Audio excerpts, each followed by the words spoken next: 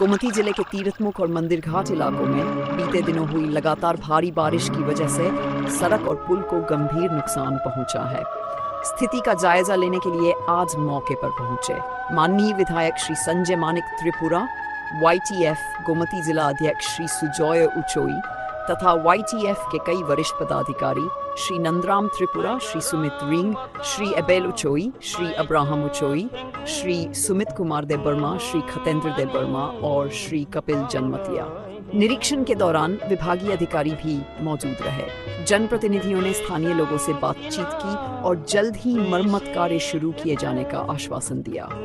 प्रशासन का कहना है कि जनता की परेशानियों को प्राथमिकता पर हल। इस दौरान संबंधित विभागों के अधिकारी भी मौजूद रहे, जिन्होंने रिपोर्ट प्रस्तुत की और समाधान की प्रक्रिया पर चर्चा की। नेताओं ने जनता को भरोसा दिलाया है कि सड़क और पुल की मरम्मत का कार्य जल्द से जल्द शुरू किया जाएगा ताकि आवागमन सुचारू हो सके और लोगों को राहत